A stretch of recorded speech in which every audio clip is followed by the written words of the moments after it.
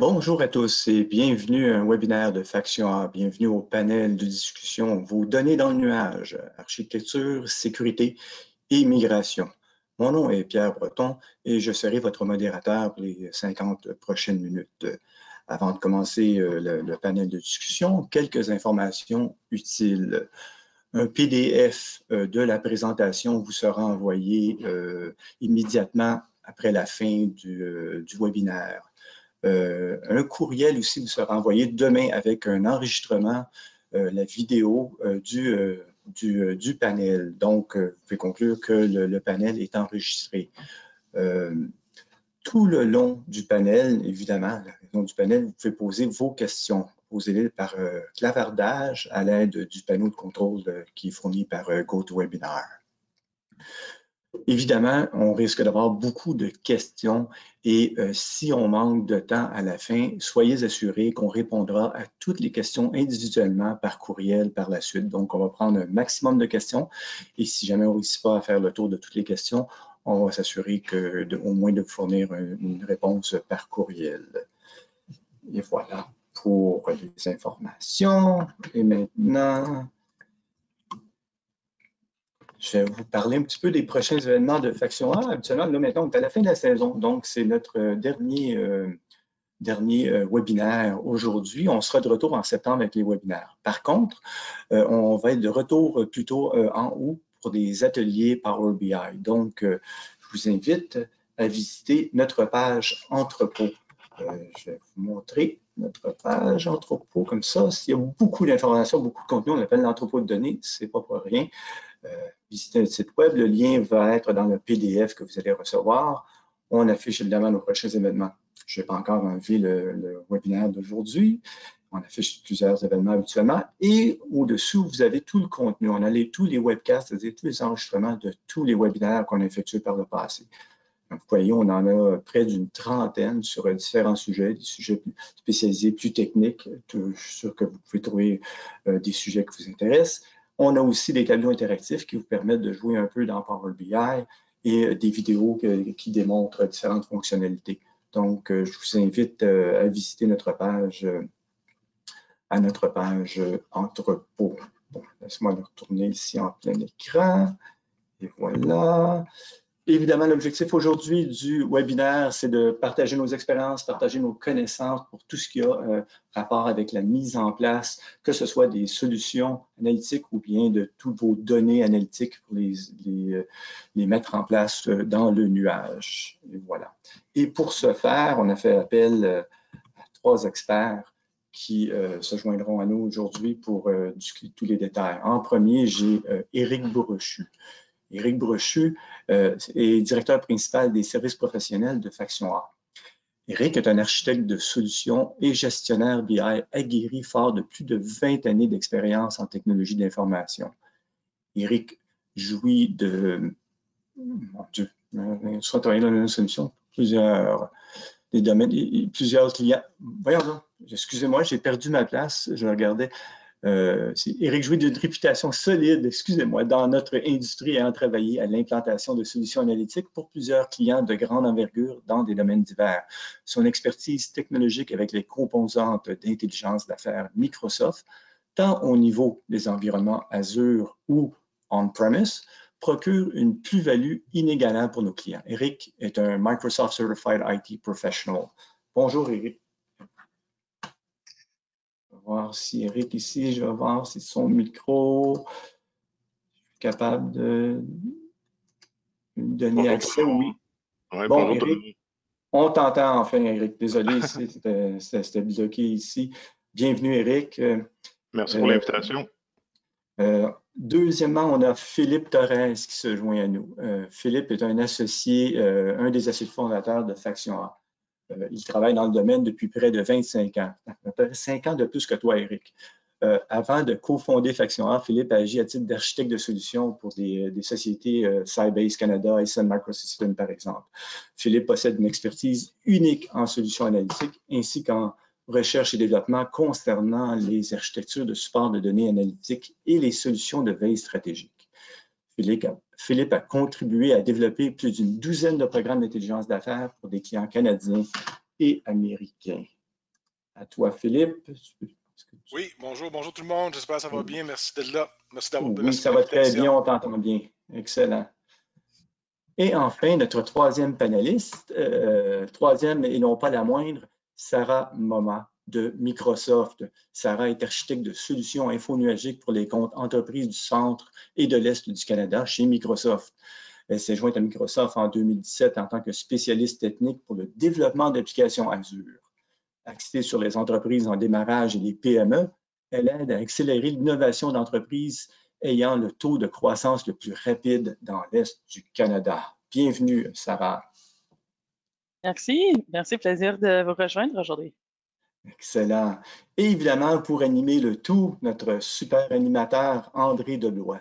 André est responsable de mission pour Faction A. Tout au long de ses 30 ans de carrière, André a démontré un réel talent pour l'architecture, la modélisation, la gestion des projets, de même que pour la collecte des besoins d'entreprise, la production de solutions d'affaires et l'implantation de méthodologies, de cadres d'application normatifs et de centres de compétences. Il a contribué à la création de feuilles de route pour des grandes entreprises ici au Québec, mais aussi au Canada, aux États-Unis et même en Angleterre. Donc, je vous présente André Deblois. Bonjour Pierre, bonjour tout le monde. Bonjour. Bon, ben André, je te laisse la parole à toi le contrôle. OK, très bien, merci beaucoup. Je vais mettre ma caméra pour présenter. Donc, rebonjour, merci beaucoup Pierre pour l'introduction. Donc, juste présenter d'abord un survol de l'agenda qu'on vous propose aujourd'hui. Les thématiques, évidemment, les thématiques tournent autour du nuage, donc l'architecture, la sécurité, la migration. Et pour chaque bloc, de chaque thématique ou chaque bloc qu'on a, donc on va avoir une introduction de la thématique, on va parler de certains enjeux et on a comme des questions d'échange qui vont être partagées et répondues par le panel d'experts qui pourront exprimer leurs opinions sur les thématiques qu'on a préparé pour vous. Et évidemment, nous, on a le panneau de questions. Si vous avez des questions, là, je vous inviterai à poser toutes les questions que vous trouvez pertinentes pour chacun des sujets. On va les prendre. Puis, Pierre t'en a parlé aussi tout à l'heure. Si on n'a pas le temps de tout prendre les questions qu'on reçoit, on va répondre après coup. Mais on va tenter le plus possible de répondre aux questions que vous allez nous poser pendant la session d'aujourd'hui. Donc, merci beaucoup d'être là. Puis, l'autre question ou l'autre affaire, donc, n'hésitez pas à poser vos questions. Fait que, Pierre, je te demanderai peut-être juste d'avancer un petit peu pour la prochaine. OK. OK, juste avant de passer au bloc de l'architecture en tant que telle, j'aimerais juste présenter qui est Faction A, en fait. Puis Faction A, c'est une firme de services professionnels. On se qualifie comme une escouade d'élite professionnelle spécialisée dans les analytiques et pouvant intervenir essentiellement dans toutes les activités de mise en place de solutions analytiques. Fait que ce soit de la planification à la construction de tableaux de bord en Power BI, en passant par l'architecture, la planification, l'ingestion de données. Donc, Faction A est spécialisée dans ces services-là. Également, on fait aussi on a une offre pour nos clients pour les services gérés. Ça veut dire que, souvent, on est impliqué dans l'architecture, la planification, la réalisation, et après coup, une fois en production, souvent, les clients nous demandent de gérer l'environnement informationnel qui a été mis en place. D'autres services aussi, donc on a des services de planification, de migration sur les technologies Microsoft ou vers les services infonuagiques sur Azure. On planifie et on réalise, donc on exécute. On planifie et on exécute, en gros, toutes les migrations vers les technologies Microsoft en utilisant les services Azure disponibles chez Microsoft avec un écosystème quand même très complet. Nous, on est spécialisé, évidemment. J'ai peut-être pas parlé aussi de création d'applications Power Apps, mais évidemment, on intervient de plus en plus sur le développement de Power Apps, qui est un outil de la Power Platform de Microsoft. Donc, pour des applications opérationnelles, ou souvent, ça peut être des applications qui sont complémentaires à la solution analytique, soit pour les données qui rentrent en intrant, ou même pour automatiser des actions qui peuvent être automatisées en termes de processus selon les insights qui sont trouvés dans la solution analytique. Faction A est spécialisée sur la plateforme d'analytique et décisionnelle de Microsoft et on détient la distinction Gold Data Analytics Partner et on est reconnu là, comme partenaire officiel de Microsoft depuis 2016.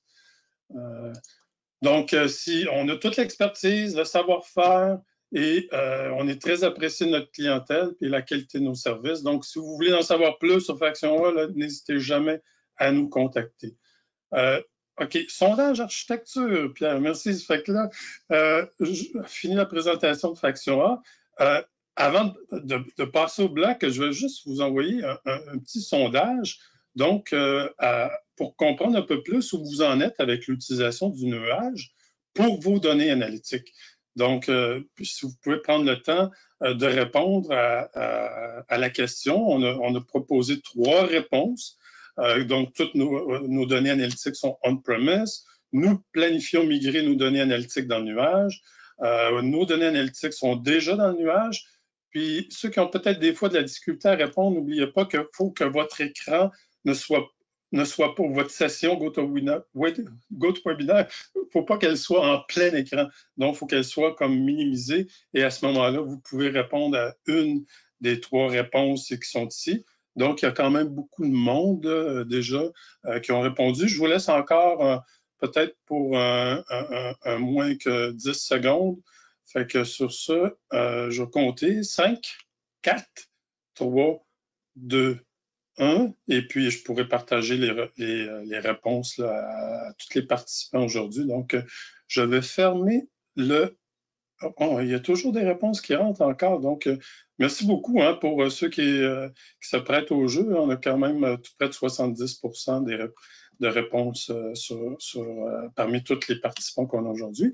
Donc, je ferme le sondage et puis je vais partager les résultats. Donc, c'est quand même intéressant. Juste vous comprendre. Donc, 54% des gens disent que nous planifions migrer nos données analytiques dans le nuage. Okay, intéressant. 35%, les données sont sont présentement on-premise et puis qu'il y en a déjà 12% qui sont déjà dans le nuage. Bon, c'est très bien. Fait que merci beaucoup. Puis ça vous permet aussi de vous comparer avec l'ensemble des participants donc, qui participent aujourd'hui. Donc, je vais juste fermer le sondage et poursuivre avec la prochaine slide, si tu me permets, Pierre. Donc, juste d'avancer. Moi, je vais pouvoir avancer sur le bloc d'architecture. Donc, pour camper le bloc d'architecture, j'aimerais mettre juste en relief des principaux enjeux qu'on entend souvent puis que font souvent face les organisations en rapport avec l'architecture de solutions là, basées sur le nuage. Donc, ils se demandent toujours... la PME, comme la grande entreprise, en fait, de tous les domaines d'affaires, se demande est-ce que je dois moderniser ma plateforme analytique? Dois-je tirer avantage de l'info nuagique? Est-ce que les choix technologiques viendront supporter les besoins d'innovation? Est-ce que les besoins des scientifiques de données seront supportés? Donc, il y a plein de questions qui sont posées et on sait, le domaine de l'architecture en BI puis en analytique avancée, c'est de plus en plus étendu et de plus en plus complexe. Donc, il y a plusieurs nouvelles technologies, des nouveaux services, des nouveaux outils qui sont apparus et l'évolution de ces technologies-là, de façon générale, est très importante. Donc, la première question que j'aimerais poser à nos panels d'experts qui participent aujourd'hui, c'est dans la définition d'une architecture de solutions analytiques qui est basée sur le nuage, basée sur l'info nuagique, quelles sont les considérations clés que l'entreprise doit tenir en compte là, dans son positionnement ou de sa modernisation vers un environnement informationnel basé sur l'info nuagique? Donc, je demanderai à qui veut bien lever sa main puis commencer à répondre. C'est des échanges, plus que des débats. Donc, si vous avez des opinions, s'il vous plaît, qui serait prêt à commencer à briser la glace? Moi, je peux commencer, si vous bien. C'est sûr que c'est une question quand même assez large, là, puis elle est très contextuelle, comme tout ce qu'on fait dans la vie, là, c'est contextuel, évidemment. Mais je pense qu'un des... T'as parlé d'un mot-clé, tu as dit migration. Je pense qu'une des premières choses à considérer, c'est si on parle d'un point de vue technologique strictement, là, c'est notre portefeuille notre portefeuille de technologie de l'information qu'on a présentement. Je vais utiliser le mot on-premise pour dire pas infonuagique.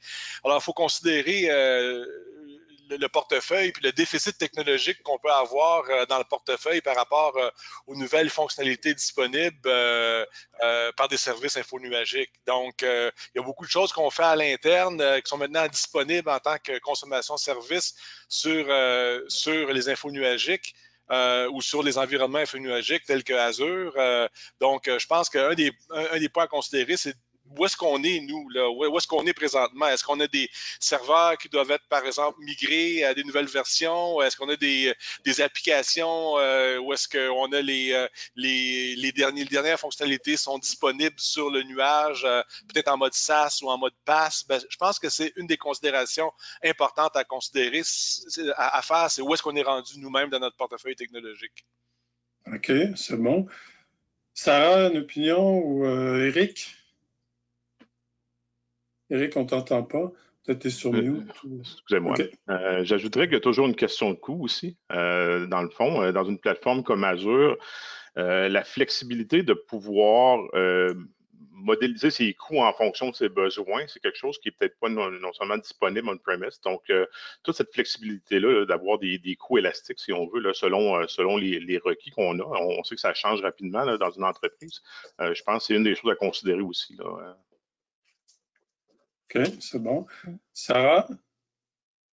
Oui, non, je dirais, comme Philippe a mentionné, que c'est vraiment important de savoir où est-ce qu'on est aujourd'hui. Je pense que c'est aussi important de penser non seulement c'est quoi le projet immédiatement devant nous, mais c'est quoi la stratégie de peut-être quelques ans et c'est quoi le gros but d'un projet de bouger les données vers une solution infonuagique, parce que un peu de penser un peu plus loin que le projet immédiat va faire les décisions un peu plus simples pour ce projet quand on pense de c'est quoi les prochaines étapes après la migration, par exemple. Oui, super. C'est bon, merci. Puis, je passerai comme au prochain point aussi. Pouvez-vous les nommer, les pour et les contre, justement, de mettre en place une architecture basée sur le nuage? Là. Oui, la question est quand même assez ouverte, là, mais principalement, là, c'est quoi les principaux avantages d'une solution déployée dans le nuage? Je peux commencer. Je vais passer à Philippe après, mais une des choses, c'est vraiment la flexibilité entre quand vous entrez dans une solution infonuagique, il y a tellement de services et d'options que c'est vraiment flexible en termes de est-ce que vous voulez cette service aujourd'hui, puis vous pouvez avoir un plan de adopter l'autre demain peut-être, mais tu ne dois pas avoir tous commencé à la même temps. Alors, c'est vraiment un modèle un peu plus modulaire, disons. Alors, ça donne un peu de flexibilité entre combien des services et à quel point tu veux les commencer à utiliser. Okay. Moi, je ferais peut-être un petit pont entre ce que Eric a dit tantôt puis qu'est-ce que Sarah vient de dire. En fait, c'est une question de coût aussi. Puis deux petits exemples. Il y a à peu près aucun coût, ce qu'on appellerait des upfront costs, là, quand on veut déployer en infonuagique. Si je veux déployer un service avec un certain tiers ou une certaine volumétrie, ben là, si je veux l'amener à la volumétrie suivante, je n'ai pas à déployer du matériel, provisionner des serveurs. Donc, le upfront cost, puis le upfront time aussi, le temps que ça prend de provisionner, c'est à peu près zéro comparé à des services traditionnels.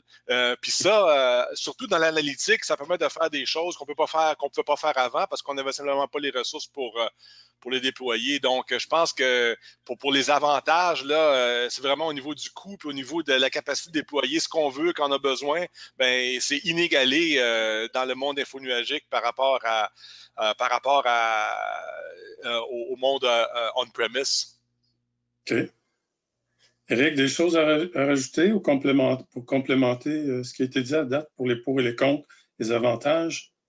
Moi, c'est sûr, la flexibilité, j'en ai parlé tout à l'heure, mais juste à penser aussi, là, comme Sarah disait, là, au nombre de services qui sont disponibles dans la plateforme, souvent de vouloir répéter ou de répliquer ce genre d'offres-là on-premise, c'est pratiquement impossible. On sait qu'aujourd'hui, on marche beaucoup en mode preuve de concept aussi, même en entreprise, donc on essaie des choses. Je trouve que c'est un grand avantage au niveau Azure là, de pouvoir excusez les anglicismes, là, mais spinner un service pour faire une preuve de concept, puis s'assurer que de la viabilité de notre preuve de concept avant de la mettre en œuvre. Donc, OK, c'est bon. Puis, j'ai entendu 2 fois les coûts dans vos interventions, puis on avait mis justement une puce, c'est coût des services infonuagiques versus on-premise. En fait, en considération de tous les coûts, est-ce que les coûts des services infonuagiques sont plus ou moins dispendieux que ceux on-premise? Philippe, tu es sur mute. Vu que j'ai allumé ma caméra, donc je vais répondre. Mais une des petites choses avant, là, pour les comptes, là, il y a plus des comptes perçus que réels. C'est plus une perception, les comptes, que la réalité. Comme par exemple, les gens vont souvent penser, mes données dans l'info nuagique, mais il y a plein de services, il y a des services et des façons de faire qui permettent d'éliminer ce compte-là complètement. Donc, on peut positionner nos données dans différentes régions. Il y en a des centaines de régions là, avec les services Azure. Mais en plus de ça, on peut avoir des architectures qui nous permettent d'anonymiser les données qui sont sur les services infonuagiques, où est-ce que les données nominatives, le lien entre les deux, on voit le tout. Donc, je dirais les comptes, c'est plus des perceptions que des réalités. OK. Maintenant, on parlait de... Des coûts, des services. C'est ça. Mais les coûts des services, moi, je pense qu'il faut tout mettre dans l'équation des coûts, non seulement le coût du service comme tel versus, si on compare on-premise versus infonuagique, mais il y a le coût global aussi, c'est-à-dire c'est quoi le coût opérationnel, c'est quoi le coût total d'ownership, le TCO d'une solution.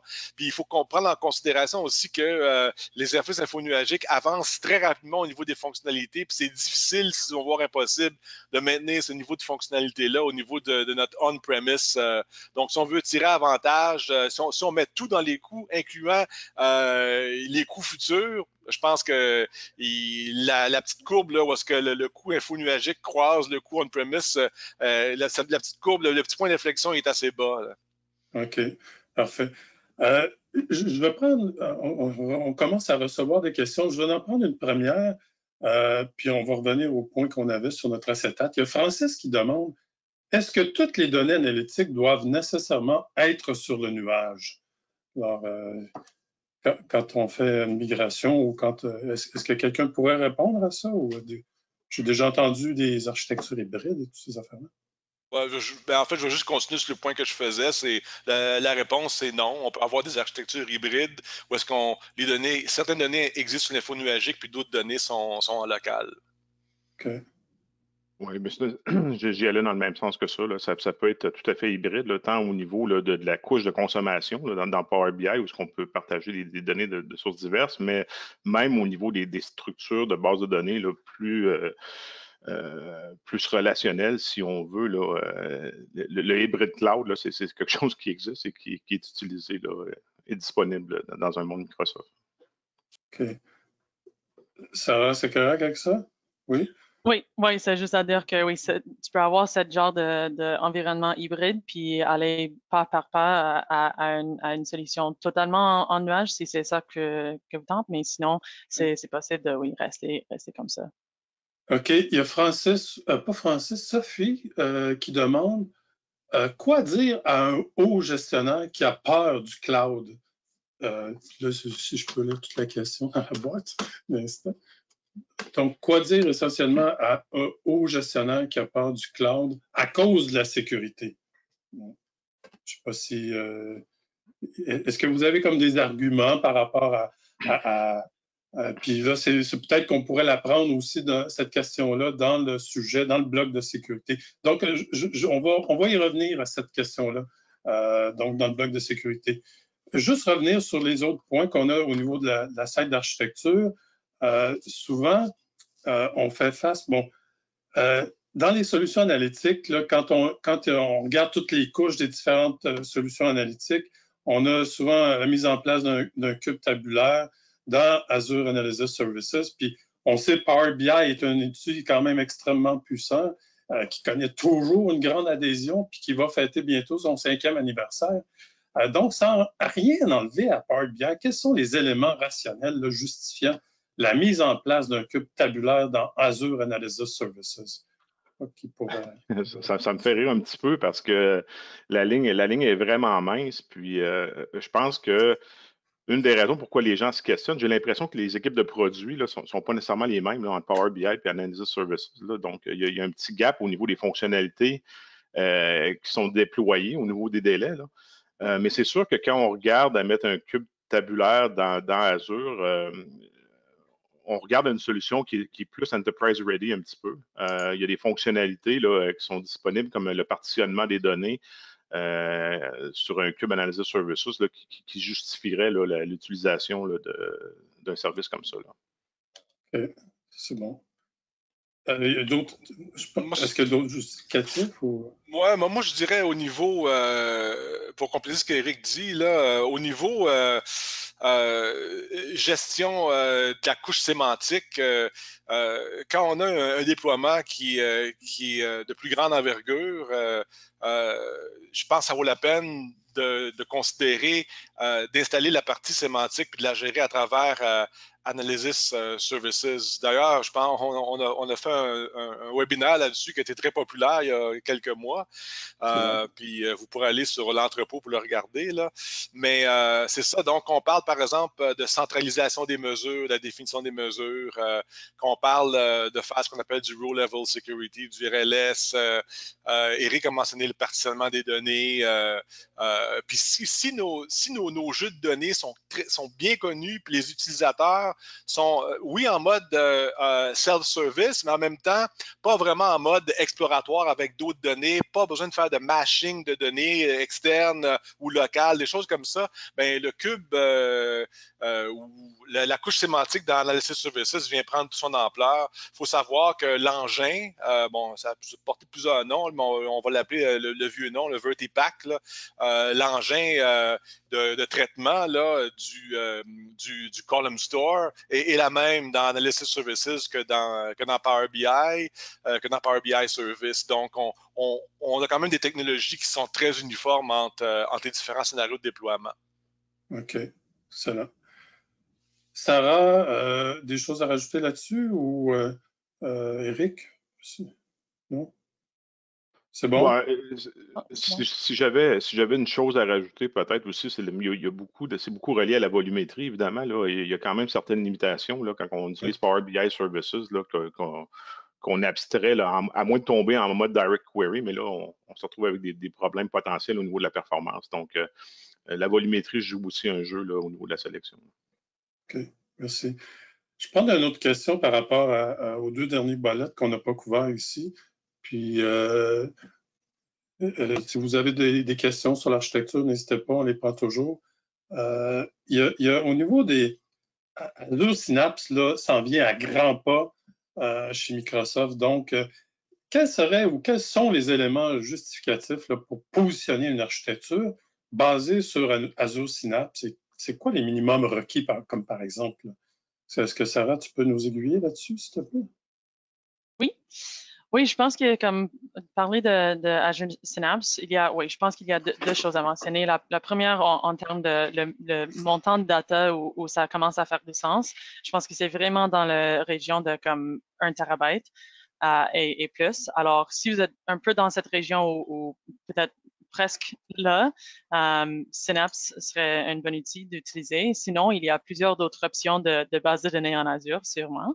Mais aussi, je pense que une des choses la plus intéressantes d'Azure Synapse, c'est vraiment la collaboration avec l'outil. Alors, ça devient vraiment un seul endroit où toutes les personnes qui vont contribuer à un projet de data peuvent tout aller pour soit chercher leur leurs données, puis collaborer entre eux, puis avoir peut-être des sections où tu peux tester vos algorithmes, des choses comme ça. Alors, vraiment, ça devient pour l'anglicisme, un hub pour faire tout votre travail de data là-dedans. Mais oui, c'est vraiment une question de est-ce que vous avez vraiment assez de data pour que ça devienne une solution intéressante. Je pense que ça s'en vient à grands pas, là, les dates de sortie ou du GA, là, General Availability, ou disponible. Je pense que c'est comme à la fin de l'été, ou si je ne me trompe pas. Oui, j'ai pas les dates exactes, mais oui, ça s'en vient. Ça arrive très vite. Okay.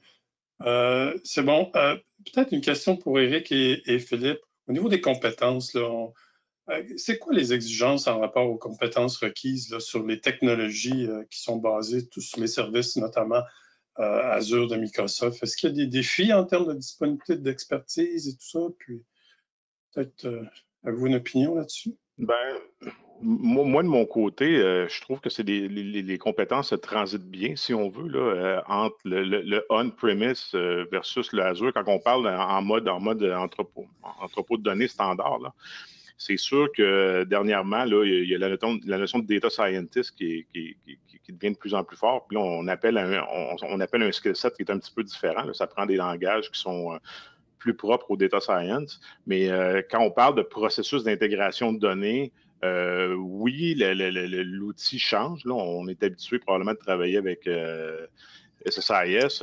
Ça transite vers ADF, là, mais c'est somme tout là, des compétences qui se mettent à jour quand même assez facilement, là, selon moi.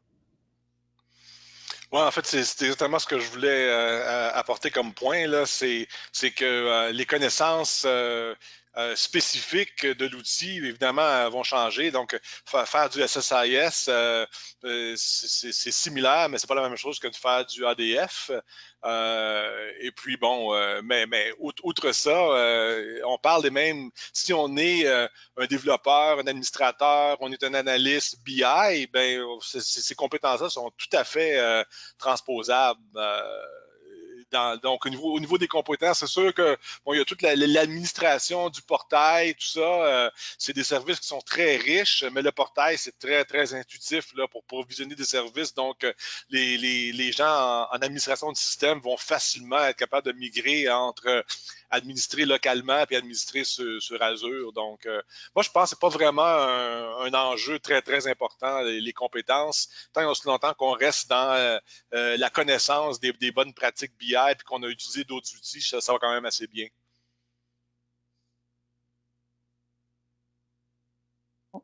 T'es muté, André. T'es muté, André. Excusez-moi. On va passer à ce moment-ci au prochain bloc qui est sur la sécurité.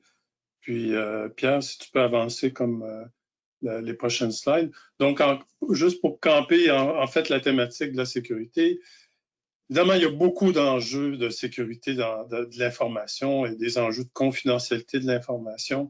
On en voit beaucoup, d'ailleurs, certaines qui sont médiatisées, mais d'autres qui sont toujours gardées secrètes. Donc, il y a beaucoup de sujets qui pourraient être abordés et peut-être que ça pourrait même faire l'objet d'un prochain webinaire au retour à la rentrée. Donc, mais si on reste là, par contre, sur le sujet des données analytiques dans le cloud, la première question que je poserais, c'est comme à quoi les organisations s'exposent-elles lorsque leurs données analytiques sont dans le cloud? En fait, c'est quoi les risques? Oh, Philippe, t'es sur mute. Voilà. Je vais dire comme notre fameux docteur Arruda, si vous me permettez. Si vous me permettez, moi, je poserais la question inverse. À quoi les gens s'exposent quand ils ne sont pas dans le cloud? Écoutez, même on a des clients, nous, qui ont été victimes d'attaques. Puis bon, pour toutes sortes de raisons, là, c'est pas de mauvaise foi, c'est pas de mauvaises pratiques, mais à un moment donné, mettre à jour les serveurs, puis migrer les serveurs. Encore là, je parle de déficit technologique, mais ce déficit technologique-là, souvent, ça se traduit en un déficit aussi de sécurité. Donc, il y a des trous, puis les gens se pénètrent, puis tout ça. Ben, les services infonuagiques nuagiques ou les fournisseurs d'infos nuagiques comme Azure, par exemple, comme Microsoft avec Azure, ils ont des armées de personnes pour protéger. Donc, moi, je parierais un gros 5 $ là, que la sécurité est beaucoup plus accrue dans un environnement infonuagique qu'elle peut l'être dans un environnement on-premise. Ceci étant dit, il y a quand même des perceptions au niveau des entreprises que la sécurité, je mets mes données dans le cloud et donc c'est moins sécuritaire. Moi, je pense que c'est une perception. Puis même, Sarah pourra nous donner des chiffres là, au niveau de la sécurisation des données, là, mais moi, je pense que c'est plus une perception que la réalité. Puis je pense qu'il y a plus de risques de les garder on-premise que de les mettre dans le nuage, en fait. Ouais. C'est bon. C'est sûr aussi que c'est vraiment quelque chose qui est partagé dans le nuage. C'est pas nécessairement quelque chose que c'est OK maintenant parce que des fois des personnes pensent que maintenant que mes données sont dans le cloud, c'est sécurisé et c'est tout. Mais en fait, la sécurité en cloud, c'est un peu quelque chose partagé par toi le client puis nous comme Microsoft. Alors c'est ça la première chose. Et bien sûr, il y a parfois des courbes d'apprentissage, mais c'est là où tu penses un peu de c'est qui notre équipe qui vont faire ces projets-là. Puis est-ce qu'on a peut-être, pas pour dire les choses évidentes, mais est-ce qu'on a les partenaires là-dedans qui peuvent nous aider comme Faction 1? Mais oui, alors, de notre côté, chez Microsoft, oui, bien sûr, on a beaucoup d'investissements dans la sécurité chaque année et des équipes, comme Philippe disait, d'équipes qui sont vraiment juste focusées sur non seulement le gestion de la sécurité, mais aussi on a toute une équipe qui est comme les hackers à l'interne qui essaient d'attaquer nos propres systèmes pour qu'on sache c'est quoi les vulnérabilités, c'est quoi qu'on peut faire même mieux qu'on fait aujourd'hui. Alors, il y a beaucoup de focus sur ça, c'est sûr. C'est excellent parce que oui, je l'imagine, il y a une armée là, à ce moment de chez Microsoft qui s'occupe justement de la sécurité, pas juste dans les brèches pour l'accès aux données, mais même physiquement et tous ceux qui travaillent. Puis il y a beaucoup de monde, j'imagine, qui travaille là-dessus dans les différents centres. Éric?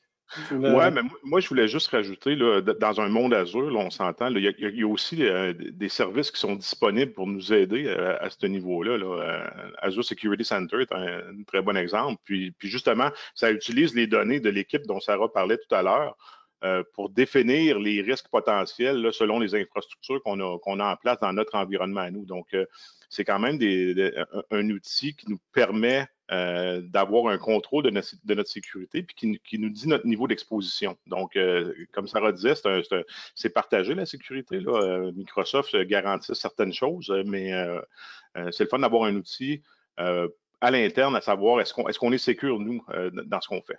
Donc, juste noter que des services comme ça existent là. OK. C'est ça. La sécurité est appliquée à différents niveaux, puis à différentes couches, là, évidemment. Là. Puis, est-ce que vous pouvez en parler autant au niveau des bases de données, autant au niveau de est-ce que vous pouvez en parler un peu de tous les contrôles qui peuvent exister au niveau de la sécurité puis des accès aux données? Je sais pas.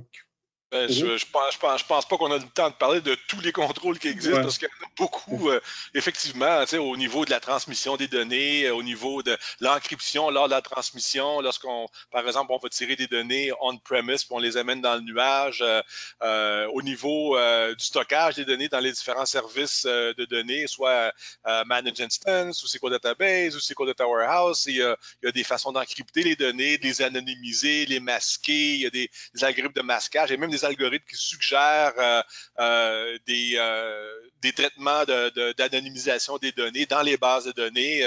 Il y a beaucoup de trucs là, qui existent dans tous les services pour la sécurisation des données. Puis aussi, évidemment, l'emplacement des données. Ça fait partie un peu de la considération des risques. Est-ce qu'on met nos données, puis c'est des considérations plus légales, je dirais, est-ce qu'on met nos données, parce qu'une exposition, par exemple, à la législation locale de l'endroit où se trouvent les serveurs de données. Donc, si on ne veut pas mettre nos données aux États-Unis parce qu'on ne veut pas être assujetti aux législations locales, ben, on peut choisir de mettre nos données au Canada. Si si on est une compagnie plus globale, ben là, on a peut-être des options même où est-ce qu'on veut placer nos données. Donc, ça, c'est un choix aussi qu'on peut faire dans la gestion du risque pour la donnée. C'est bon parce qu'il y a Christophe qui me demande justement, est-ce que nos données analytiques peuvent demeurer uniquement au Canada? Oui, absolument. Il y a plusieurs régions, puis oui, absolument. Puis même quand je disais, souvent on travaille avec des compagnies internationales, que les données du Brésil doivent rester au Brésil, ben, c'est tout à fait faisable, ça. OK. Je vais revenir facilement même. Excellent. Je vais revenir à la question que Sophie nous posait tout à l'heure.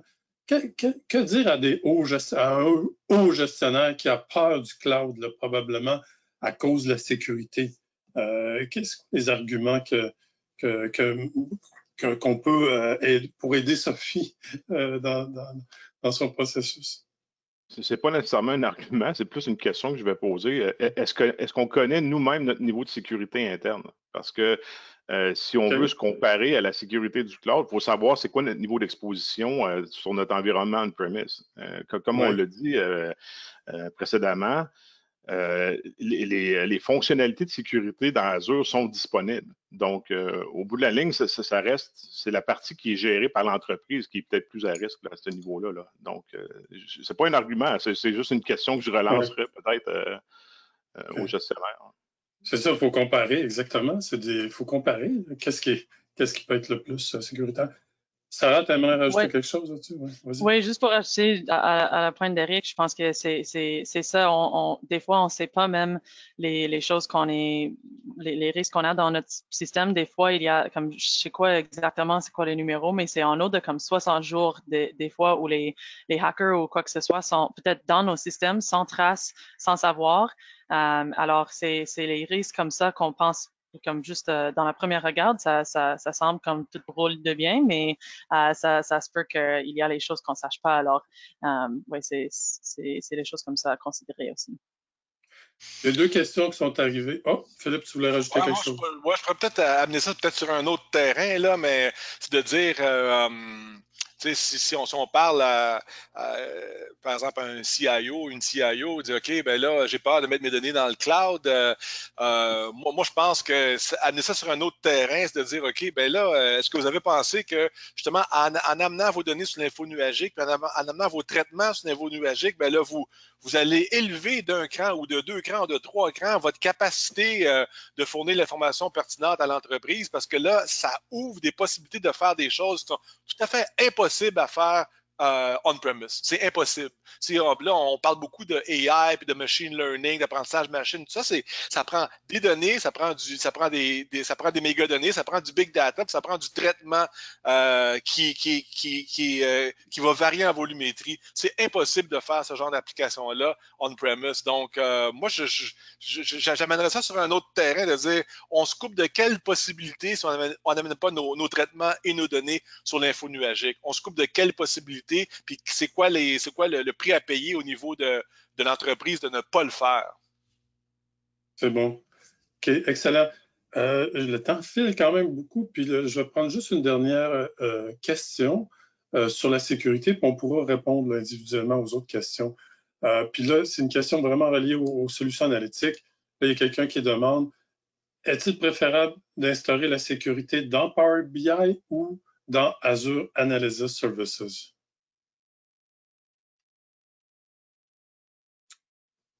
Qui veut répondre, Eric ou Philippe? Je vais peut-être en donner un petit bout. Eric a pas mal plus à dire que moi là-dessus. Mais moi, je dirais que si on parle d'une petite implantation, c'est-à-dire pas beaucoup d'usagers, on n'a pas d'usagers externes, des choses comme ça, ça se fait très bien dans Power BI, mais dès qu'on essaie d'amener ça à un autre niveau, là, soit qu'on a des groupes en lecture seulement, on a la directrice de l'usine A ne peut pas voir les informations du directeur de l'usine C, par exemple, ce genre de choses-là. Puis c'est plus volumineux, c'est plus complexe. Ben là, je pense que ça vaut la peine peut-être de mettre ça dans la couche sémantique et de gérer ça au niveau du serveur sémantique. OK. Ça dépend du besoin, en effet, là, puis à qui s'adresse ce qu'on développe, mais mon réflexe de base, moi, ce serait probablement de le mettre au niveau d'Analysis Services, si on est pour leverager Analysis Services comme un service de notre environnement BI. C'est une plateforme qui est plus centrale. On s'entend que Analysis Services, oui, ça peut être utilisé là, avec Power BI, évidemment, mais ça peut être utilisé avec plusieurs composantes. Puis si on sécurise seulement le modèle Power BI, ben à partir de ce moment-là, on a une autre notion de sécurité à gérer là, au niveau back-end. Donc, c'est sûr que dans ce contexte-là, le réflexe que moi j'aurais en tant qu'architecte, ce serait d'amener la sécurité de mes employés le plus loin possible en arrière, là, dans le back-end. Juste pour pouvoir dire, bon, mais à partir du moment X où on fait la mise en œuvre, ben, je sais que ma sécurité est impliquée partout. Donc, si la personne utilise Excel pour accéder à l'information, la sécurité est là aussi. Ça serait mon approche. OK, c'est bon. Ben, à ce moment-ci, on va passer au prochain bloc. OK, sondage. Oui, il y a un petit sondage juste avant la migration. Un peu comme tout à l'heure, on a fait. Donc, il y a un sondage pour avoir votre opinion, puis comparer aussi votre réponse avec les participants d'aujourd'hui. Donc, la question est, qu'est-ce qui vous empêche de migrer les données analytiques dans le nuage? Donc, est-ce que ce sont des enjeux de confidentialité, de sécurité, des enjeux budgétaires, des enjeux de disponibilité de l'expertise interne? Donc, choisissez, je vois que ça rentre.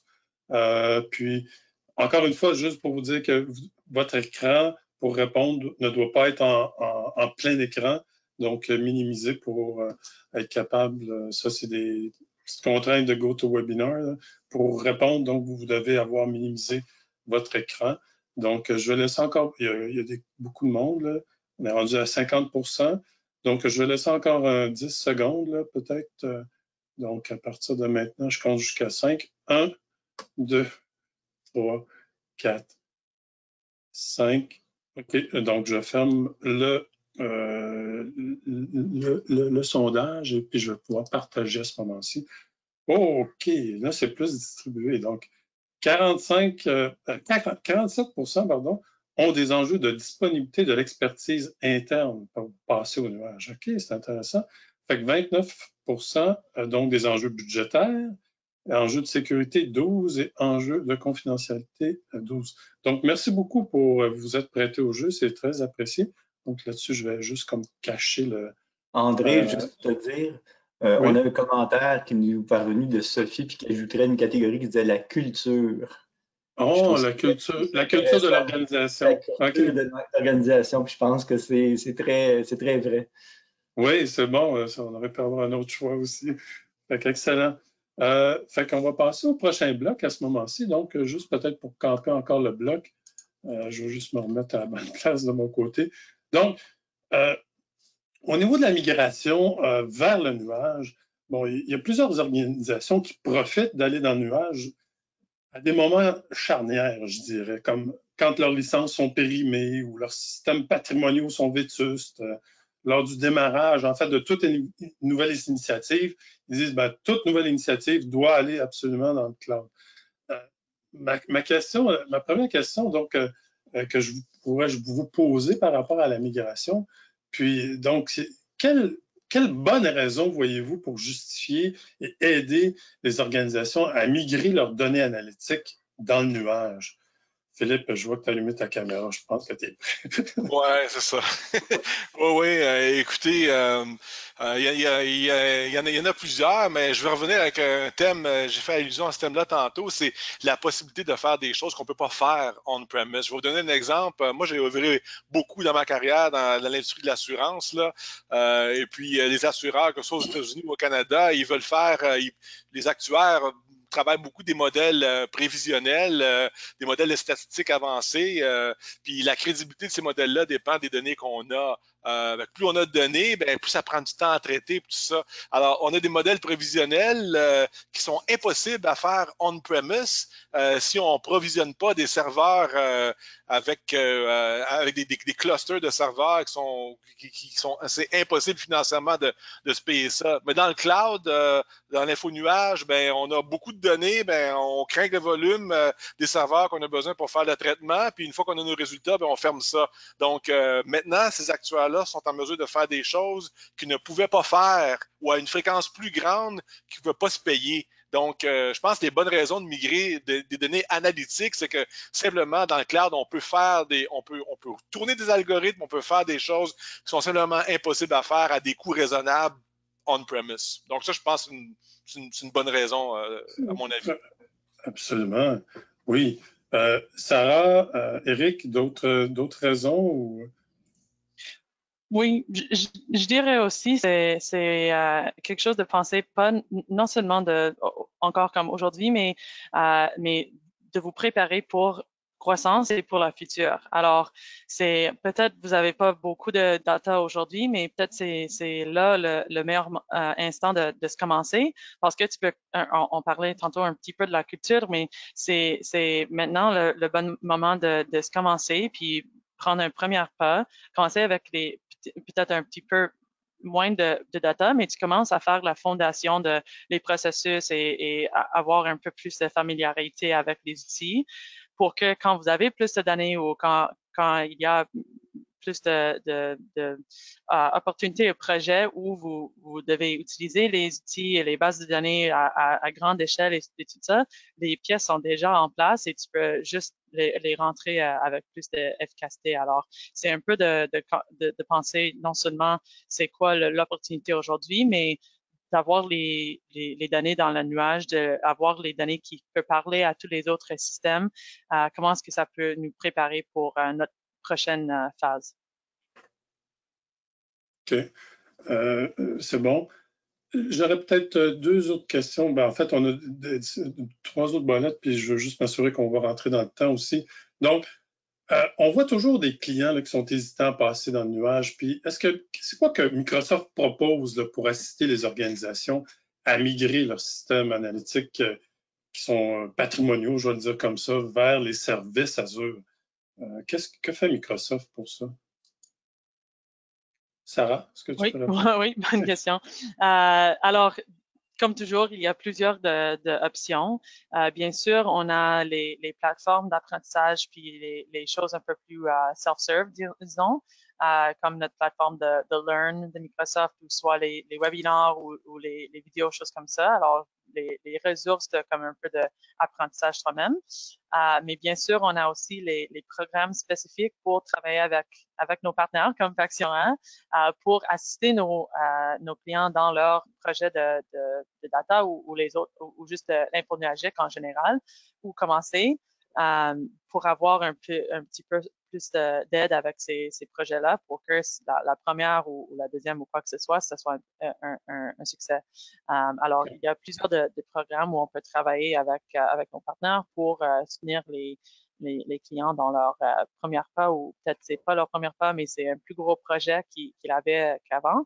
Alors, bien sûr, on peut travailler avec eux comme ça. On a aussi les centres de technologie à Montréal, mais aussi à Toronto, où on peut juste avoir les sessions soit avec les clients, avec les partenaires ensemble, juste pour discuter peut-être sur un sujet vraiment spécifique de comment est-ce qu'on peut faire cet projet spécifiquement, ou peut-être c'est juste, encore on parlait de la culture, comment est-ce qu'on peut s'approcher de ce nouveau monde de nuage, qu'est-ce qui sont les étapes, c'est quoi les possibilités.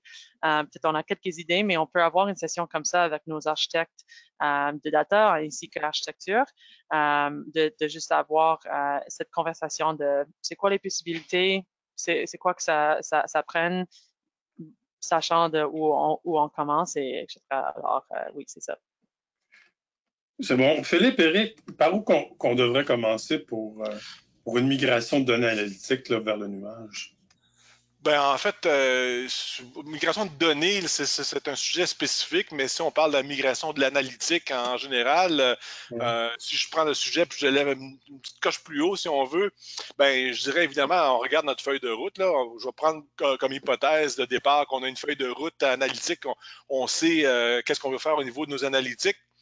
Si on n'a pas une feuille de route, bien évidemment, on peut vous aider avec ça, là, mais il faut en créer une. Mais en assumant qu'on en a une, moi, je propose en bon français, de regroomer notre portefeuille pour voir quelles sont les opportunités qui pourraient tirer avantage de l'info nuagique, puis commencer par celle-là.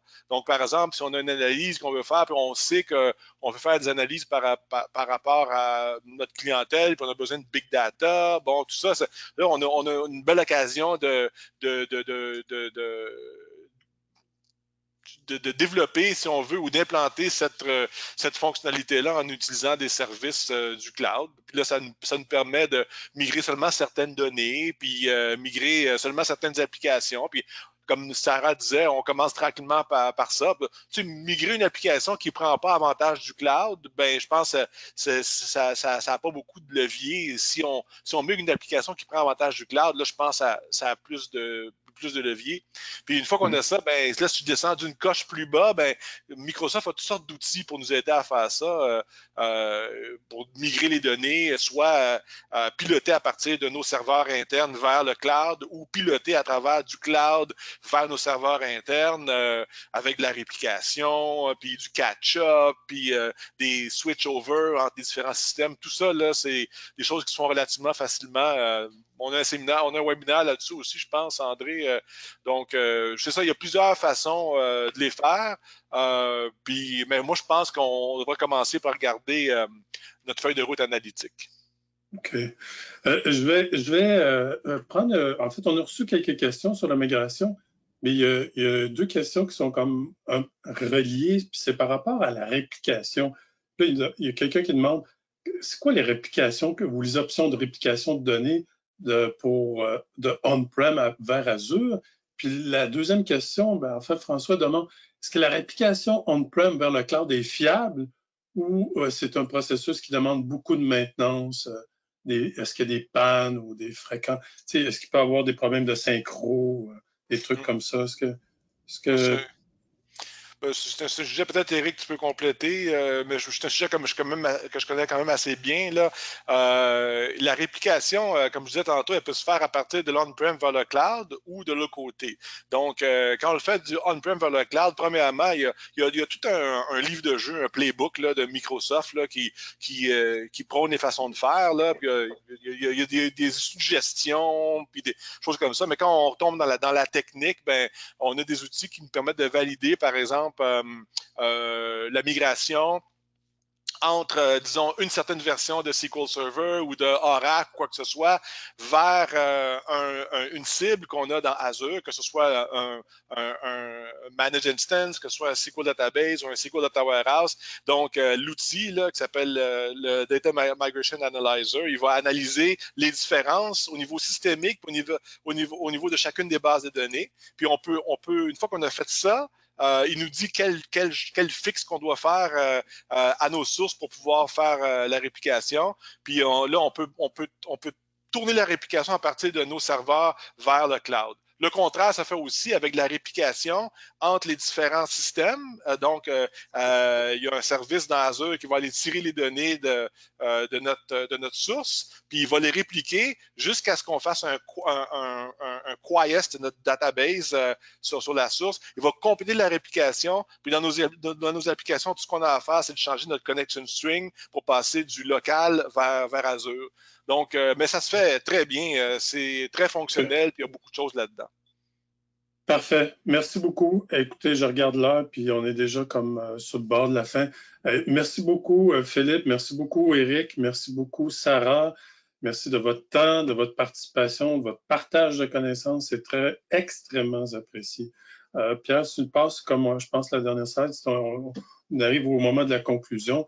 Donc, on a quand même parlé aujourd'hui avec, en fait, il y a eu beaucoup de partage de connaissances de notre panel d'experts pour expliquer des justificatifs rationnels pour passer au nuage avec Azure notamment, puis donc certains éléments au niveau de la sécurité. On a entendu aussi l'élasticité des services infonuagiques, beaucoup de contrôles au niveau de la sécurité en fait qui sont exercés par le fournisseur infonuagique et on a entendu aussi les étapes pour et justifier, mais pour faire aussi de la migration. Donc, évidemment, les fondements de l'architecture et le passage à l'infonuagique doit toujours tenir compte, là, je dirais, du contexte de l'organisation et des impératifs d'affaires et, comme les intentions, d'être agile et innovateur.